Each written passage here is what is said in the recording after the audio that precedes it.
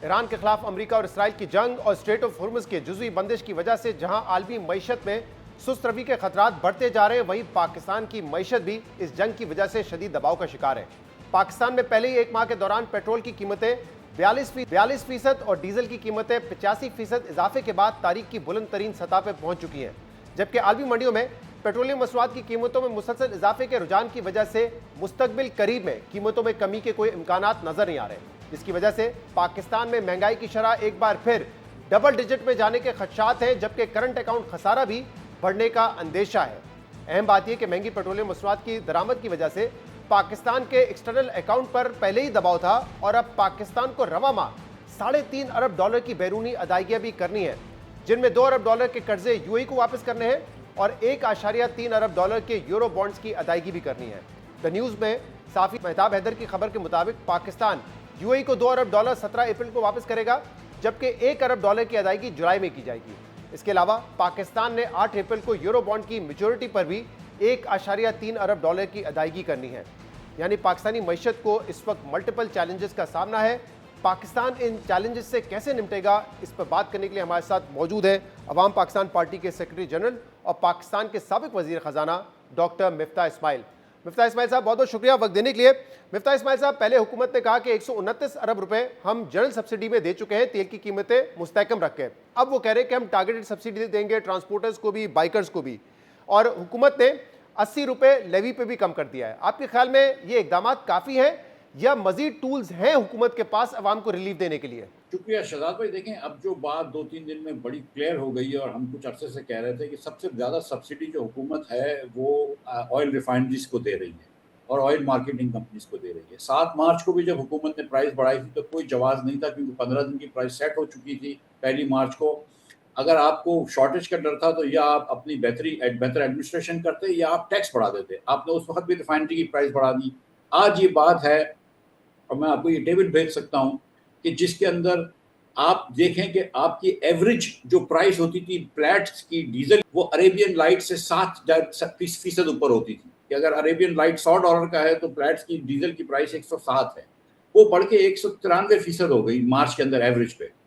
और आप 70% जो आप डीजल बनाते हैं वो पाकिस्तान में बनाते हैं, लेकिन आप उसकी प्लेट्स की प्राइस दे रहे हैं, तो आप रिफाइनरीज को अरबों रुपए का मुनाफा दे रहे हैं for no reason at all. और वो अगर आप प्राइस कम कर दें, $100 तक की प्राइस कम हो सकती है पाकिस्तान के अंदर, तो आपको ये इतने सारे जतन नहीं करने पड़ेंगे। तो ये तो सबसे पहले ये गलती है। और हुकूमत के अंदर भी कुछ लोगों की ये बात थी और आपस में लड़ाई भी हुई है, लेकिन अच्छा, मेरी क्योंकि समझ से बाहर आपने है ये कि मामला उठाया है और मैं देख रहा था कि अली खजर साहब इकोनॉमिस्ट हैं, उन्होंने भी ये मामला उठाया था कि इस वक्त जो इंटरनेशनल मार्केट में हम पेट्रोलियम प्रोडक्ट्स इंपोर्ट करते हैं उसमें डीजल की कीमत $260 है, लेकिन क्रूड जो है वो $150 पर है, और हमारे यहाँ जो डीजल बनता है वो 75% हमारी रिफाइनरीज खुद बनाती हैं।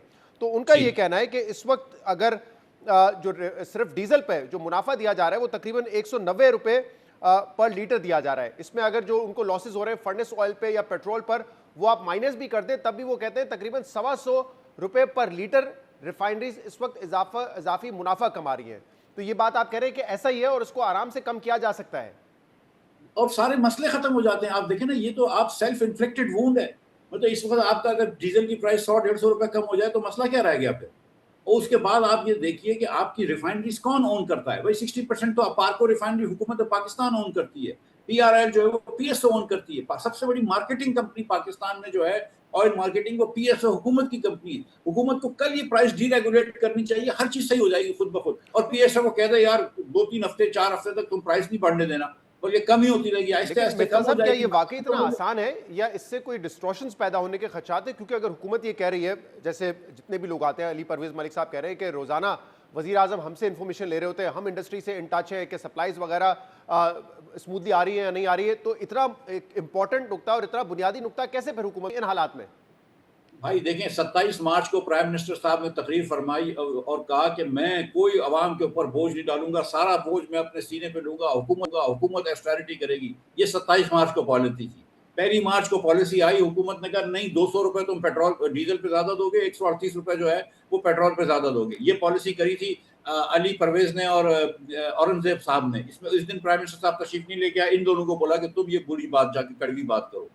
वो जरा सी क्रिटिसिज्म आई तो दूसरे दिन प्राइम मिनिस्टर ने फिर पॉलिसी चेंज कर दी। तो तो अगर आप ये इम्प्लाई कर रहे हैं कि इनकी कोई सोची समझी पॉलिसी है, इनकी कोई मेथोडिकल पॉलिसी है, इनकी कोई मतलब समझदारी की पॉलिसी है, तो ये बात तो अब तय होगी ना कि 3 दिन में 4 पॉलिसीज लेकर आ गए हैं आप, तो ये बात तो छोड़ दें।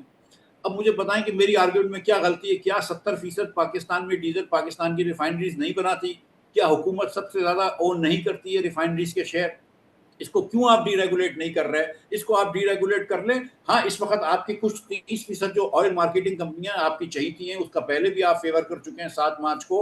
उनको अगर वो डीजल महंगा ले आए तो उनको नुकसान होगा, तो उसको तो हुकूमत अलग से कॉम्पनसेट कर सकती है। इसमें क्या मसला है? नहीं तो कभी भी इन आप रेजिम वॉलेटाइल चेंज हालात करेंगे तो। में, इन वॉलेटाइल जी हालात में अगर हम डीरेगुलेट करते हैं तो क्या जी इसका इम्पैक्ट ये नहीं आ सकता कि शायद सप्लाई शॉर्टेजेस शुरू हो जाएं या कीमतें जो है ज्यादा बढ़ा दे ये कंपनीज? भाई, एक तो कीमत बढ़ने का तो सवाल ही नहीं है ना, क्योंकि आप तो इम्पोर्टेड प्राइस पे दे रहे हैं जबकि रिफाइनरी लोकल हो रही है, नंबर एक। ठीक है, आप मैक्सिमम प्राइस भी कर सकते हैं, वो भी कर सकते हैं आपके भाई, मैक्सिमम प्राइस ही है। दूसरी बात ये है कि हुकूमत खुद भी पीएसओ इंपोर्ट करती है, शॉर्टेज कैसे होगी? हुकूमत के हाथ में बड़ी कंपनी जो है वो इंपोर्ट करने की हुकूमत की है, तो कैसे शॉर्टेज होगी?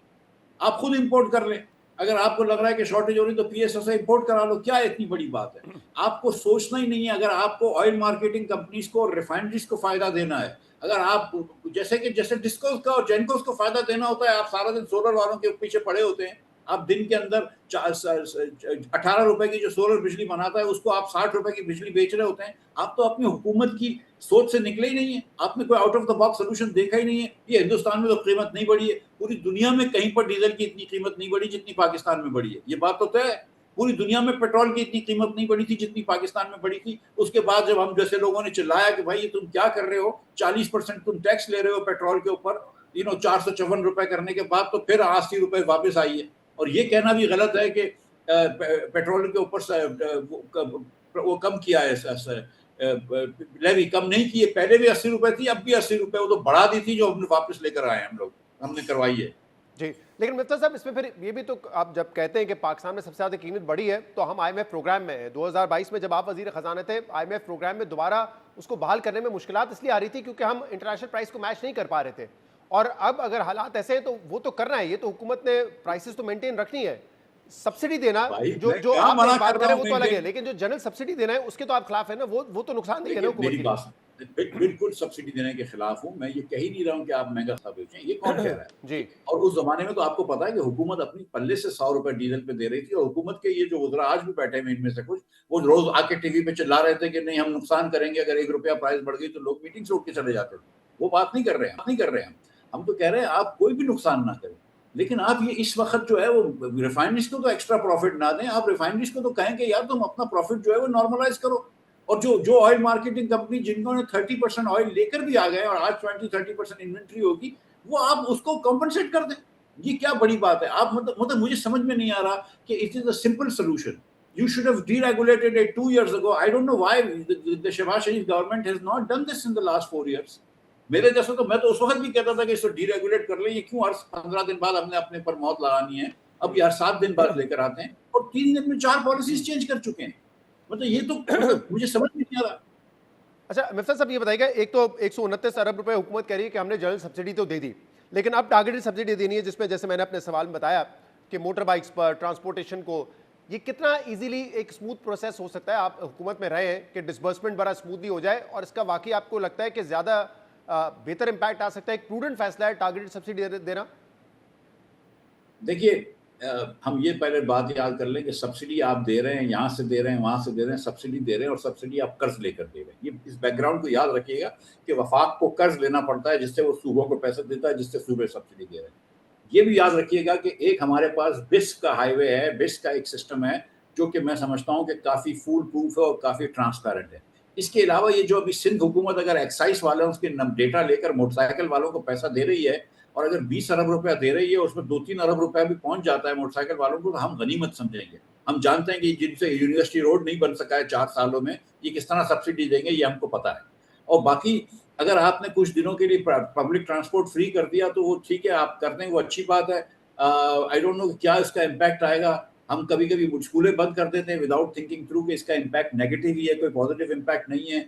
इसको इस वक्त पब्लिक ट्रांसपोर्ट सस्ता करने से समझ में नहीं आ रहा कि क्या इम्पैक्ट आएगा। जो मोटरसाइकिल पे बच्चा है उससे आप आज भी 107 रुपए रोज टैक्स ले रहे हैं, फिर उसके बाद कहीं आप बोल रहे हैं कि वफाक 107 रुपए टैक्स लेगी, वो सूबा तुमको 2000 रुपए सब्सिडी देगा।